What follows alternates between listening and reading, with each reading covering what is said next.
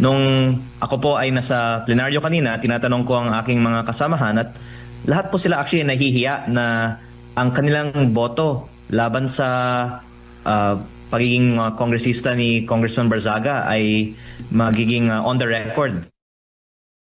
Ang Representative Diando Legabda Leviste, kaugnay sa 60-day suspension ay pinataw ng Kamara laban sa kapwa Congressman na si Kiko Barzaga ng Cavite. Ani Leviste, pinadalo umano ang lahat ng congressman sa plenary session para makakuha ng 2/3 of votes na kailangan para parusahan ng isang mambabatas. Isa si Leviste sa limang kongresista na tuwito sa suspension. Pinala naman ito kawalan ng accomplishments ng Kamara sa pagpasa ng mga mahalagang panukalang batas. Saan niya, wala sa focus ngayon ng maraming kongresista. Ang preoccupation ng maraming mga miyembro sa Kongreso ngayon ay wag sila sanang madawit sa mga flood control investigations. Ang sabi nga po ng Ombudsman ay 10% ng Kongreso ay iniimbestigahan ngayon.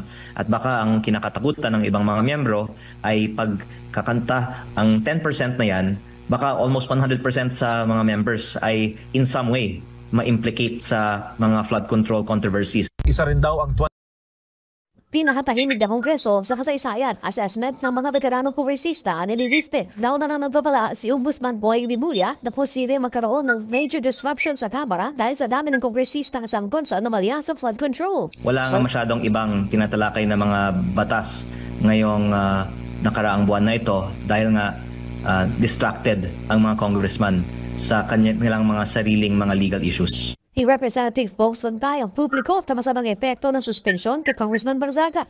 Congressman Barzaga. I cast a no vote because imposing sanction here creates a chilling effect.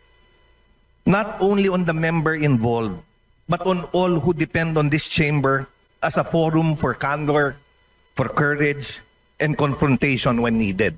Kongresista, wrong move para sa liderato. Ang parusahan ng isang pambabatas na naghahayag lamang ng kanyang salubin sa mga nakataon sa pamahalaan. Hindi ito ang panahon para paliitin ang espasyo ng pagsasalita. Ito ang panahon para palawakin, palakasin, at pangalagaan ito.